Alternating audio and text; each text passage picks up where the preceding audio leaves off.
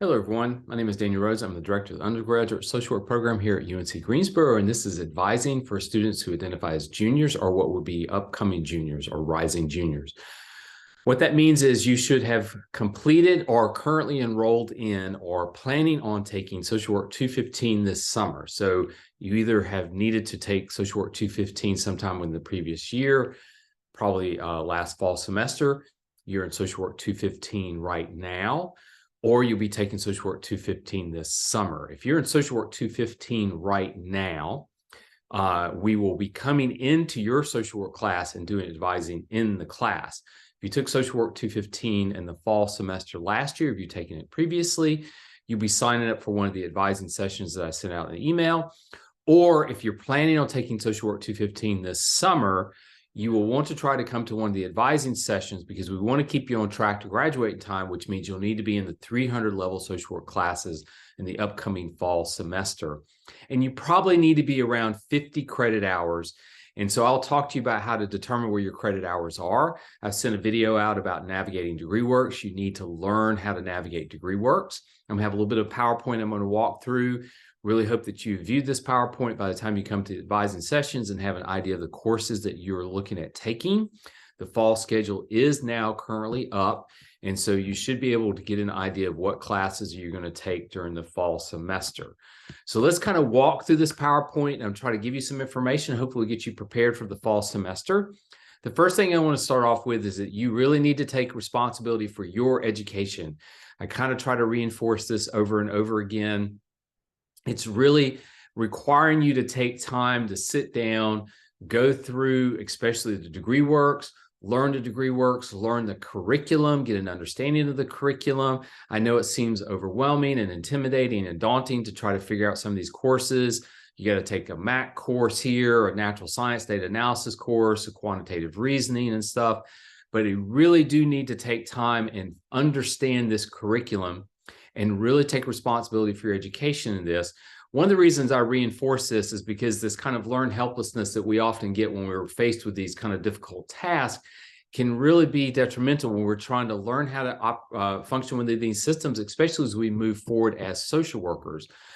Competence is one of our ethical values. And what I try to reinforce with social work students is, yes, this seems somewhat complex, but often we're going to go into communities, we're going to be working with very vulnerable populations, people historically have been marginalized and disenfranchised. And part of our responsibility as social workers is we're going to help them navigate very complex systems. And so this is actually kind of a test case for us to learn how to operate within these complex systems. Because when we get into the community, we start working with people, we're going to help them apply for Medicare, Medicaid, Social Security, any type of social services benefits and stuff. And so we're going to help them understand these complex systems that they need to operate in. And so this is a really good opportunity for us to start to learn how to navigate these systems. And ultimately, this is your responsibility. This is your education. And so you need to learn the requirements. I'm here to help guide you. We have a lot of students and I can't do the curriculum for you. You really have to take time to learn it and take responsibility in understanding the curriculum and what you need to do, and then rely on us to help you kind of navigate it. But you do need to learn that, and it is ultimately your education. And this is the one you're going to hear me repeat over and over and over again. You need 120 hours to graduate. The reason I repeat this over and over again is because I'll have students, invariably they'll come up final year, especially that last semester, and they don't have the hours they need to graduate, and they get very frustrated. They want to, they're angry. How did this happen? I don't understand how this happened. And DegreeWorks is partly responsible for this. I'll pull up DegreeWorks a little bit, because at DegreeWorks, you can go down and check boxes, and you'll have all these check boxes. You think, I'm done, that's it, I don't have to do anything else. But the problem is you also have to keep an eye on the number of credit hours you need to graduate, which is 120. What that means is, and this is pretty easy to help keep you stay on track, is you need at least 15 credit hours per semester to graduate. A lot of this depends on if you've changed your major, if you transferred in from another institution. You may have some additional credit hours banked, and you don't necessarily have to worry about it. But the best thing is to assume that you need 15 credit hours. It's a 4-year program. It's 120 credit hours. You divide the 4 years by the number of semesters, which is 8 semesters, and that equals about 15 credit hours per semester. You can function with 12 credit hours. I know some of you are working, you have families, you have other responsibilities, and 15 credit hours are just too much to take on each semester, and you wind up taking 12 credit hours. And that's fine, you can do that. What that means is if you're taking on average 4 courses a semester, you're going to have to take summer courses. You're going to have to take 2 to 3 courses per summer, each summer, to make sure you stay on track to graduate in time. But if you're not taking at least 15 credit hours per semester, it's unlikely you're going to reach that 120-hour mark when you need to graduate on time. So, and students will ask me to help me, could you calculate this for me and stuff? I won't. I will show you where it is on DegreeWorks, and you need to calculate this yourself. You need to determine the number of credit hours. You have to remember we have over 300 students in the program. I cannot sit down and calculate every single number of students and their credit hours that they need to graduate. This is part of your responsibility for your education. You need to determine how many credit hours you need to take each semester to stay on track. I will go behind you and look, but I'm looking at number of DegreeWorks on a regular basis on any given time when I have office hours and stuff. So you need to pay attention to this. You need to get oriented and geared towards DegreeWorks and pay attention to the number of credit hours, because invariably somebody's going to come up at the end of the semester or their last academic year at the end of the semester, like, I don't have enough hours to graduate. How did this happen? So for you students who are rising juniors, you're getting ready to step into the social work program, you've taken 215, you're in 215, or you are going to take 215 this summer, we've changed the curriculum a little bit. So that means for your group of students, the DegreeWorks won't necessarily reflect this, but the curriculum has changed in that you will be taking social work 310, 311, and 315 in the fall semester. You need to be in all 3 of these courses: social work 310, 311, 315. 310 is our human behavior and social environment course. 310 is our social policy course. It'll be social work policy and restorative justice. 311 is our human behavior and social environment course, and 315 is our diversity course. You need to be in all 3 of these courses in the fall semester. If any of these courses are full, you need to let me know, and we need to do what we can to make sure you get in these classes. Don't come halfway into the semester like, oh, I didn't get into it. I should have gotten into it. You need to let me know when you're registering for classes. If these classes are full, you need to let me know so I can do an override to get you into these classes. But you need to be in these 3 classes in the fall semester. So as I've stated, you need to have completed social work 215. What that means is if you're planning on taking social work 215 this summer, it's not going to let you register for social work 310, 311, and 315 until you register for social work 215 for the summer. The summer registration is open. I'll talk about that a little bit later in one of the slides, but you will need to be enrolled in social work 215 before you can register for it. So if you're enrolled in social work 215 right now, it will let you register for social work 310, 311, and 315. If you've completed social work 215 prior to this, it should let you register for social work 310, 311, 315. If you plan on taking social work 215 next year, then you do not need to be in social work 310, 311, and 315. Social work 310, 311, 315 are only offered in the fall semester. These are other things that will come up. We are a professional program. We're accredited, and so our courses have to be taken in order. And so we only offer certain courses at certain times. So you can't mix and match them like you could with some other majors. You have to complete social work 215, and then you need to be in social work 310, 311, 315 in the fall. If you miss one of these courses, it's going to put you behind a year. This is why I keep reinforcing that you need to be in these classes in the fall semester, because if you, for whatever reason, fail to register for one of these courses, you don't take it in the fall semester, it's going to put you behind an entire academic year, because you're going to need to be in social work 325, 351, and 352, which is our new group course in the spring semester. You can't enroll in those courses until you have been enrolled in 310, 311, and 315. And as always with juniors, you need to be working on trying to complete those general education courses. Most of you are no longer under what's called the GEC, with the General Education Core Requirement. You should be under what's called the Minerva Academic Curriculum. There may be a handful of you that's under GEC. It's not a big deal. It's just the universities that they changed the curriculum a little bit. They changed the name of it. And so it's the Minerva Academic Curriculum. So you need to continue to try to finish off those courses, because you need to have those general education courses completed before you go into your field placement. Now, we will work with students if there's one or two that are missing, but if you have a handful of those general education courses that have not been completed, it will prevent you from going into the field the senior year. Now, as I stated, if social work 310, 311, or 315 are full, you need to let me know, because what I can do is I can do an override to get you into those courses. I cannot do overrides to get you in courses and other programs. This is something that will come up with students when they're trying to get in like a human development family studies course, like you're working on a minor, or you're trying to get in a psychology course or a history course to meet general education requirements. You'll email me like, I can't get in this course. Can you get me into it? I cannot get you in courses. I don't work in these other programs.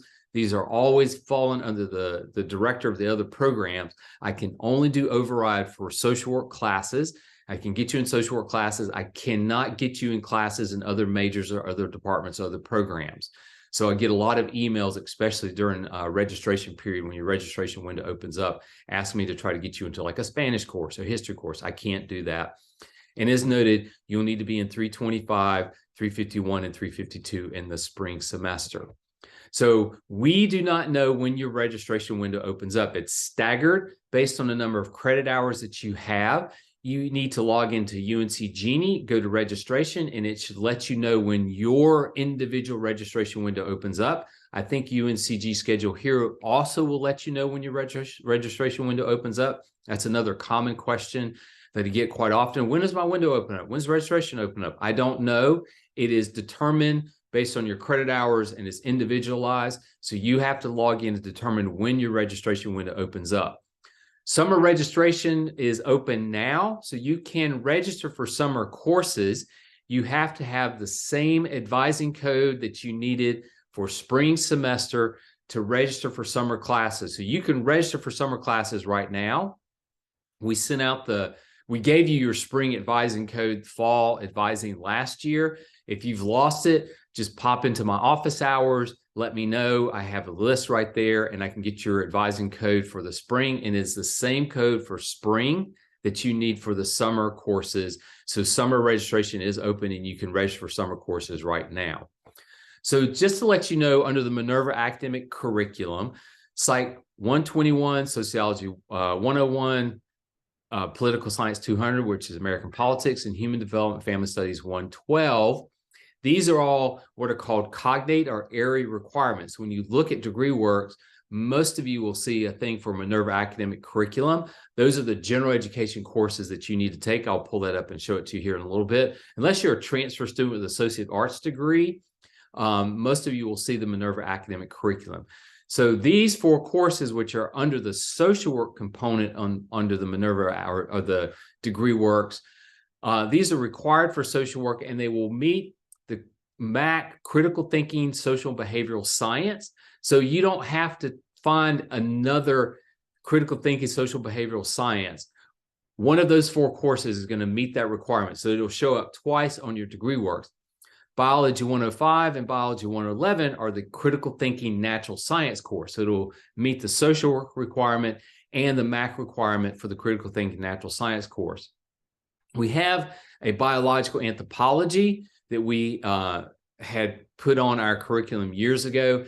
For whatever reason, it's not meeting the new MAC critical thinking natural science. So we'll eventually take that off. So you will want to take either Biology 105 or 111.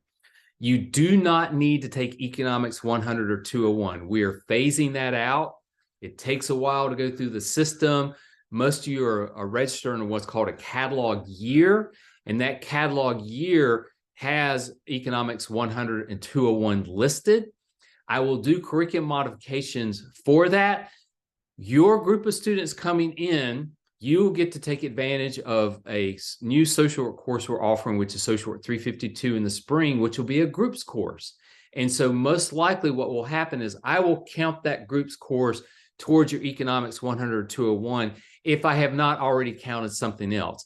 I have to do what's called a curriculum modification form and send it through the registrar's office. So that means that once you all are registered for the group course, I will try to sit down and take time and work through and count that group course towards the Economics 100 or 201. But you do not need to take Economics 100 or 201.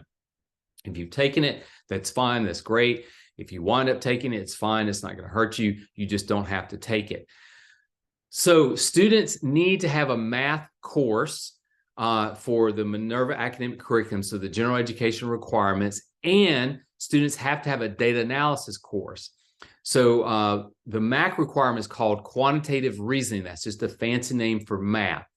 So if you feel comfortable, you can take Statistics 108, and Statistics 108 will meet the university's requirement for math and the data analysis requirement for social work.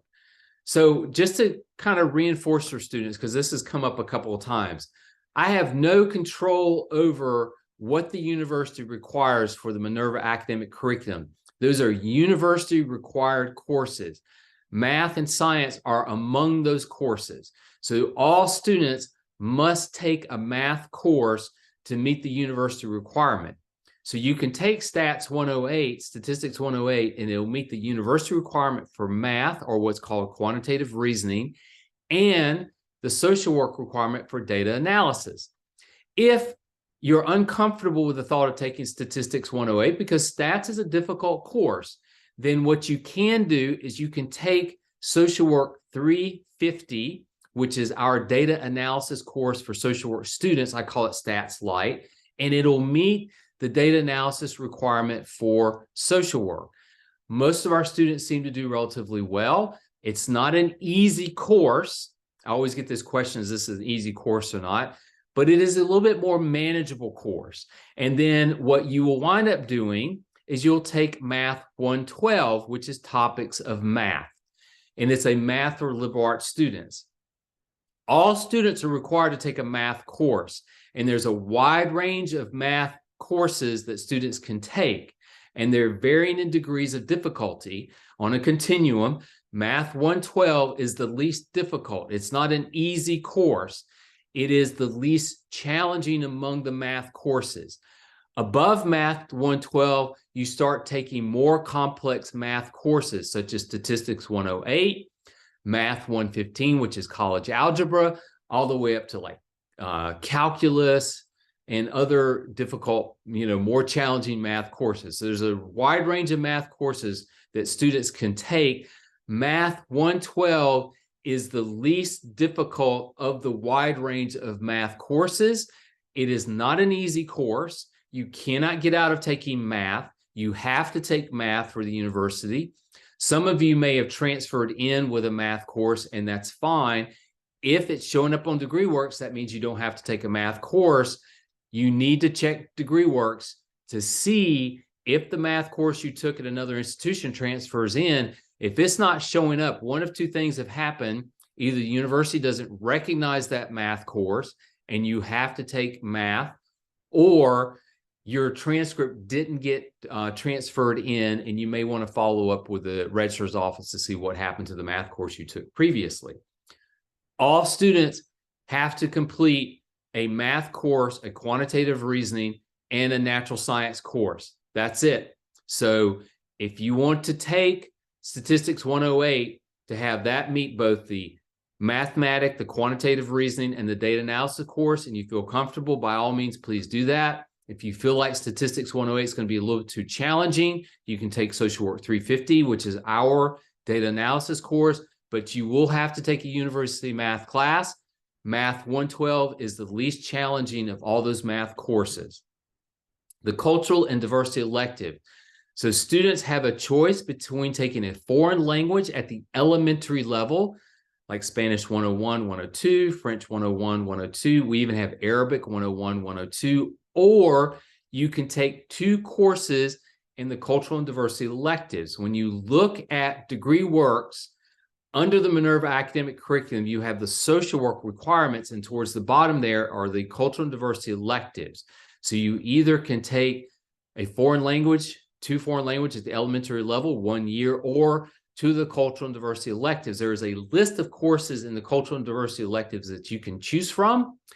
We need to update that list. Some of those courses are no longer offered. Some of those courses are not as relevant, and it's not an extensive list. What that means is there are departments and programs that will offer courses maybe once every couple of years that would really meet that cultural and diversity elective, but we just don't have it in that list. And so we're going to update that list at one point. If you're a transfer student and you've taken 1 semester of a foreign language, let's say you are transferring from community college and you took Spanish 101, we're not going to force you to take Spanish 102 because it may be a couple of years since you've done that. You need to meet with me, and what I'll do is I'll do a curriculum modification form to have that foreign language count as one of the cultural and diversity elective courses, and then you will only need to take 1 cultural and diversity elective. But for whatever reason, you haven't completed a foreign language, you don't want to take a foreign language, you don't want to do the cultural and diversity electives, look at that list of courses. If there's a course that you're interested in, take that. I would strongly encourage you to even look at courses outside of that list. I would have you look at courses within the women, gender, and sexuality studies. There are really great courses in there. There's a couple courses that are already listed in there, but there are more courses that they offer that we have listed in that program, and also African American diaspora studies. I would look at those courses also. Find a course in there that may not be listed in the cultural and diversity elective. Come to me. If you take that course, I'll do what's called a curriculum modification form, and we'll have that course count towards your cultural and diversity elective. Grade replacements. This is really important because you have to have a 2.5 GPA. So for you juniors who are going into your junior year, you'll start getting a lot of information from me about applying to the major towards the beginning of the fall semester. And you need to have a 2.5 GPA. That's an overall GPA to be admitted to the program. So we all take programs. We've all done it, or not programs. We all have taken courses in our undergraduate experience. And so what the university offers is for you to be able to retake that course and then do a grade replacement. So if you've taken an example as American Politics, Political Science 200, and you made a D in it, you can retake that course. It has to be the same course. It doesn't need to be with the same professor. It just needs to be the same course. You can retake that course. There's a form at the Student First office. Once you've completed the course and you've made a higher grade, you can fill out that grade replacement form, submit it to the Student First office. It takes about a week after the grade has gone through, and then they will replace the higher grade for the lower grade. Now, it'll always be on your degree works. It's there, but the GPA will not be calculated with the lower grade. They'll calculate the higher grade. And so you get, historically, you've gotten up to 3 opportunities to do grade replacements. From my understanding with Student First office, they're looking at trying to increase that, I think, to around 5, but I don't know. You need to reach out to Student First. Student First is a great office. I would encourage you to reach out with them if you're struggling with your GPA in general. They will help you strategize ways to increase your GPA, and grade replacement is one of them. I'm here to tell you right now, grade replacement is a really good opportunity to enhance your GPA relatively quickly. If you decide you don't want to do it through the grade replacement option, what happens is it's like pulling those grades up a hill, and that you're trying to balance. Like if you make an F or a D, you've got to make a couple of A's or B's to really balance that out. Grade replacements will take that D off of your grade point average and replace it with a higher grade. I've had students who will be applying to the major who have like a 2.0 GPA. They get very anxious about it. They don't know what to do. They do a grade replacement, and their GPA will jump from like a 2.0 to a 2.5 or even a 3.0, depending on the number of credit hours they've had like transferring in. So grade replacements are really good options. I can talk to you about that a little bit more, but I would encourage you to follow up with the Student First office if your grades are struggling a little bit. I know the pandemics have been really tough for a lot of students, and so your grades are not really where you want them to be. So grade replacement is a really good option for you. So one of the things that students need to be aware of is to meet that 120 credit hours, students need generally 15 credit hours. That's 5 courses, 15 credit hours of what are called electives. That means anything that you want to take. You're at a university, if you are interested in philosophy, history, religion, women, gender, sexuality studies, African American diaspora studies, religion, history, philosophy, psychology, sociology, you name it.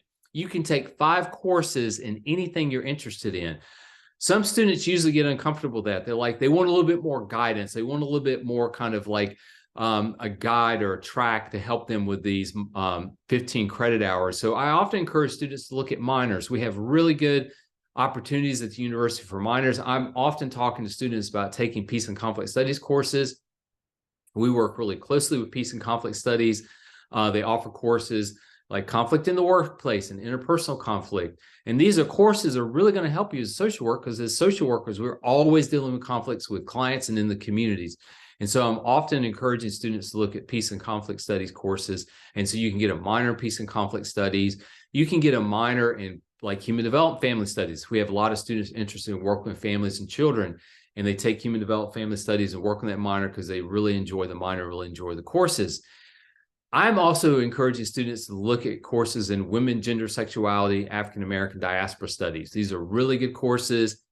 I think most of you got an email out that Women, Gender, Sexuality Studies offering a course, WGS 270, which is, I think it's Introduction to LGBTQI+ studies. You know, we work with a wide range of populations, and so these courses are really going to help orient you to working with a wide range of populations that we work with in the community of social work. So I would encourage students to think about minors if you're interested in, like, how do I deal with these 15 credit hours? I don't want to just take random courses. I want to have a little bit more guidance. And so minors are a really good way to do that. A cat's walking in the background. So you can also look at, you can also look at doing what's called a simultaneous degree or a double major. And so I will talk to you more about that directly. I'll talk about that during advising sessions. We work pretty closely with peace and conflict studies to do a simultaneous degree. What that means is they will take some of the social work courses to count towards peace and conflict studies courses, and we will take some of the peace and conflict studies courses to count towards social work courses. Peace and conflict studies and social work are in the same school of health and human sciences, so that Minerva academic curriculum, those general education courses are the same. So there's not a lot of complicated other courses that you need to take. And so we will work pretty closely with peace and conflict studies to get what's called a simultaneous degree, because it's a BA and a BSW. If for whatever reason you're interested in doing a simultaneous degree in another major, I will also work with you. And that's another area where I'm having students look at women, gender, sexuality studies, and African American diaspora studies, because you can do a simultaneous degree. The only complication with that is that you will need to meet the general education requirements for the College of Arts and Sciences and the ones for the School of Health and Human Sciences. The general education requirements are not as complicated because most of our courses in the School of Health and Human Sciences are in the social work program. So the general education requirements or the Minerva academic curriculum are not as complicated as the College of Arts and Sciences. So plagiarism, I need to bring this up because this has been coming up a little bit more often. So just as a reminder about plagiarism is that anytime you use other people's sources as your own and don't credit them, that is considered plagiarism. And some of our faculty are very sensitive in terms of if you are reusing even your own sources. So if you've written a paper and submitted another class at another institution or even another class in this institution and you just try to recycle that paper, some faculty consider that to be plagiarism. And so you just need to be aware that plagiarism is just where you've used previously written sources and have not cited it properly. The reason I need to reinforce this is because we use an online platform which is called Canvas. All universities and colleges use some type of online platform, either Moodle, Blackboard, or Canvas. So when you submit a paper to that online platform, it gets registered on that online platform. Faculty, those of us who grade papers, use a program called Turnitin. So as soon as you submit a paper to Canvas, what happens is this Turnitin program is a very sensitive program, kind of scours the internet to see if your paper has been plagiarized. So what that means is anytime you've submitted a paper at another institution or somebody else has submitted a paper at another institution, it will recognize that paper at another institution. And what it will do is it will alert us like 20, 30, 40% of this paper has been used previously. So if you copy and paste something from a website and you put it in your paper and you don't cite it properly, that Turnitin program will recognize, alert us, and tell us where it is. So we will find the website, we will find the academic journal or the book where you've copied and pasted and haven't cited it, and it'll alert us to that. If a student has submitted a paper, let's say a friend of yours goes to another school and they submit a paper on Blackboard, their school uses Blackboard, and they've given you their paper because they're in a social work program in another school, like, here's a policy paper, just use it. And you submit that policy paper, it will alert us that a paper was submitted at this institution and 50, 60, or 70% of the paper that you submitted is similar to that paper. It won't tell us who submitted the paper, so we won't disclose the student. It will just tell us that a paper at this institution has been submitted that has a similar amount of writing in it. So let's say you're a transfer student and you submitted your paper at another institution on an online platform, and you decide, I'm going to reuse this paper. Turnitin will alert us that a student has submitted a paper. It won't tell us you did it, but a student has submitted a paper at another institution. Let's say that you took a policy class with me last year, and you decide you're going to share your policy paper with a student coming up because that student wants to know about what I'm looking for in a policy paper. And you're the student who gets that paper. The student who submitted the paper to me is already registered and logged in Canvas, and you decide, I'm going to take this paper that this person did the previous year, and I'm going to submit it as my paper. It'll alert us that a student last year submitted a paper with this much, like 60, 70%. So this program that we use, Turnitin, is very sensitive. And I don't think students are aware of that, because I think what will happen is, and I don't think it's necessarily, it's just sometimes we're not paying attention, but you have to be aware anytime you submit a paper and you don't credit or cite the author, it is considered plagiarism. So this is really important for social work, because this is where social work ethics and values come into play, because plagiarism is a code of conduct violation at the university. So that means that we reserve the right to be able to alert the university that you've engaged in plagiarism. It's just like cheating, and it's a code of conduct violation. And if we do that, the university will put that on your permanent record that you've engaged in plagiarism. So it is a code of conduct violation at the university. It is also a social work ethical violation based on integrity. So, we have 6 social work values and ethics, and one of them is integrity. So our program is accredited by the Council of Social Work, the Council of Social Work Education. So that is the expectation that all faculty and students observe those social work values and ethics. So if you engage in plagiarism, not only are you violating a code of conduct at the university, but it is a social work ethical violation based on integrity, because the point of integrity is that you don't engage in plagiarism or cheating or anything like that. And so we take this very seriously. So students really need to pay attention to this. It's been coming up a little bit more. I think the pandemic has created this kind of like, well, I'll just copy and paste and put this in my paper and not really think about it. But we pay attention to it and we take it very seriously. And so you just need to be aware that plagiarism is taken very seriously, and it is both a code of conduct violation of the university and an ethical violation within social work. So one of the last things is email etiquette. Often I think students view emails like a text message, a lot of times because you're sending it from your phone. And so you will be somewhat informal in your emails to us. And we really have not done it that much. I have a tendency to be informal on emails, but we have really taken this a little bit seriously. We're always taking it seriously. We start taking it a little bit more serious because we're starting to see a lot of informality in email with students. And just as a reminder, social work is a professional degree. And the reason we reinforce this is because especially for juniors, or you're moving forward, what's going to happen, you're going to be applying to the major, you're going to be meeting with our field director in the spring, and then you're going to be reaching out to agencies that are going to be your potential internship. And so when you are crafting an email, reaching out to a potential supervisor, you want to be professional in that email because you want them to see that you're taking this seriously and that you're being professional and that you're taking the internship seriously. And so we expect you to approach us with the same level of courtesy and professionalism that you would anybody else out in the working world.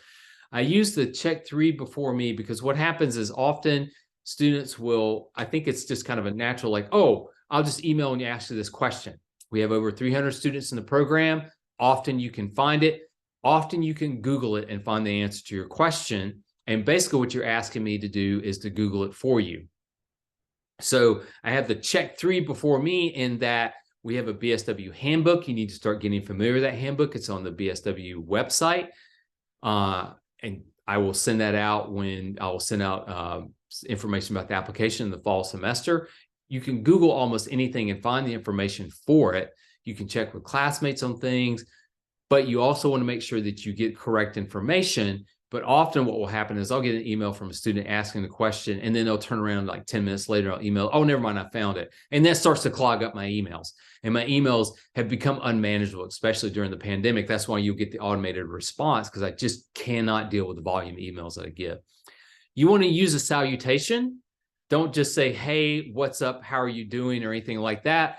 You actually want to email. And if you don't know, some of us have our master's, some of us have our PhD. Just email professor, dear Professor Rhodes or dear Dr. Rhodes. So if you know, then you want to say dear Dr. Rhodes. If you're unsure, then just use professor, dear Professor Webb, dear Professor Rhodes, dear Professor Green. That way you'll be clear, and you want to get into the habit of doing that because that's the type of salutation you're going to be using when you're emailing people in the community when you're looking at internships. And you want to ask very specific questions because students will often come in my office hours. I will have met with them. I will talk to them about something. And they'll say, well, do you remember when we talked about this? It's unlikely that I do. I have office hours multiple times a week. I meet with numerous students. You have to think about this. We have like over 300 students in the program, but I'm also meeting with community college students and high school students who are interested in transferring to the university or coming to the university, and they're interested in the social work program. So not only am I meeting with you as university students, some of you have transferred in, you probably met with me before you transferred in. So I'm meeting with numerous students every week to talk about the social work program. And so there'll be some informality, and then you'll ask very vague and general questions. I don't know. I can't just infer based on the information. The example I use, I had a student I met with where I think I had agreed to do a curriculum modification. This was several years ago. And so I said, yeah, I'll do the curriculum modification. Just follow up with me later, remind me about it, and then I'll do the curriculum modification for you. Then the student emailed me in a very vague, like, well, this course will need to count. And so I emailed back and I said, no, you need to take this course instead. And the student's response was literally, what has changed since the last time we met? That was the whole response. And so I had to follow up with the students like, I don't remember the last time we met. I don't remember what we talked about the last time we met, because I'm meeting with numerous students. I'm always trying to work with students on curriculum modifications and trying to see what I can do to help ensure that these transfer courses come in, or that one course counts to something like economics and stuff like that. So I don't remember. So I need students to be very specific. Students will say things like, I don't understand this paper. And what they're doing is they're asking me about a paper in another professor's class, and they think because I'm the undergraduate director, I can explain the nuances of the professor's expectations in that paper. And I'm like, and I'll look, and the student's not even in my class. I'm like, I don't have a clue what you're talking about. So you need to be very specific what you're asking about. Practice courtesy in your emails. Don't use abbreviations like LOL or OMG. And it's helpful if you always send your student ID number. when I look up students in DegreeWorks, it can be a little persnickety. If you have a hyphenated name, it doesn't always recognize that. And so it's helpful if you have the student ID number along with it. It's not required. If I need it, I'll just reach back out to you. Some of you will put the student ID number in your signature that's listed in your email. I would discourage that just because the student ID number is a sensitive ID number. For most of you, to log into UNC Genie, it is your student ID number and the 6-digit PIN password. And that 6-digit PIN password has defaulted to your birth date, your 6-digit birth date, and most of you have not updated that. Which means if your UNCG ID number is in your signature and you're emailing that out to anybody, it probably wouldn't take a lot for somebody to determine or figure out what your password is to get into your UNC Genie account. And there's a lot of sensitive information in your UNC Genie account, like your phone number and your address, and I think even your social security number. So you don't want to have it in your signature that you're sending out to everybody, but you do want to have it, maybe put it in there when you're sending it to us, because it makes it a little bit easier for us to find your UNCG account, your UNC Genie. So that's the PowerPoint. I just want to show you all very quickly DegreeWorks. I have a video that you should have watched. This is DegreeWorks. You log into UNC Genie to find your DegreeWorks. You must orient yourself to UNC Genie DegreeWorks. This is a mock student. This is not a real student. We just use this for instructional purposes, but it gives you a sense. This is what it should look like. It should have bachelor's of social work, major social work. If you have a minor, your minor should be listed here. Concentration, we have 2 concentrations, adult addiction studies and school social work. Those are different application process as far as that. The things that you need to be aware of right here, this is why I tell you need to learn this, is here's a legend. This tells you what it's going to look like over here. So a check mark means it's completed. This little squiggly line means you're currently enrolled in the course. The things that you need to be aware of specifically, so if I can enlarge it just a little bit, there we go, just a little bit more. Right here, semester hours required is 120. And right below it, semester hours applied. Once again, that's the number of credit hours you have completed and are currently enrolled in.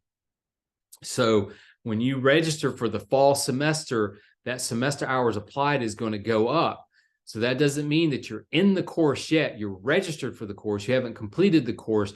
That's the course that you're currently enrolled in. So it will reflect the courses that you're currently enrolled in and the courses that you're registered for. So the semester hours applied tells you the number of hours you've completed. So you'll see this like UNCG credit hours earned, transfer credit hours earned, overall credit hours earned. That can be confusing. You want to look right here. Those are the 2 numbers you need to look at. Just to let you know, I've had students who've gone down here and have counted, because it'll start showing up. They'll count these credit hours over here and they think that that number is correct. It is not. I've had students who have gone through and they're like, this number is not right because I've counted these numbers and there's more. As a reminder, that general psychology course will also count for the social and behavioral science course. So what that means is if you're going down counting it, you're counting that one course twice, which means you're counting 6 credit hours and it's only 3. Just because a course meets in 2 different areas on the DegreeWorks doesn't mean that you're getting double the amount of credit hours. You're still only getting 3 credit hours. These numbers are not going to lie to you.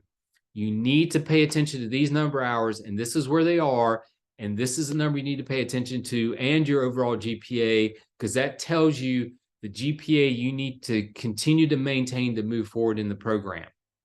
And those are the 2 areas specifically that I need students to pay attention to. But you also need to pay attention because you need a MAC oral communication. You need all these courses. You need to have them done.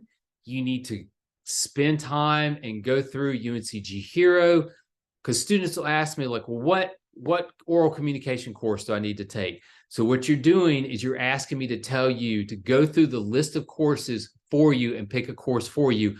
I'm not going to do that. That is your responsibility. I will tell you, I will look at your degree works. I will say, look, you need a MAC oral communication course, and it is your responsibility to go through the list of oral communication courses and determine a course that you need to take. So don't ask me to pick a course for you. You have to figure out which course, which means you need to take time to sit down and go through the list of courses. There's a large number of courses that meet all these different general education courses or Minerva academic curriculum. You need to take the time to go through and look through those courses. You can't ask me to pick those courses for you. I don't have the time or energy to sit down for all of our students and pick the courses they need to take. I can tell you, these are the courses you need to take for the general education course requirements. You must find a course that's going to meet with your schedule, that meets with your interest, and meets the general education course requirement. So this is all you need to know.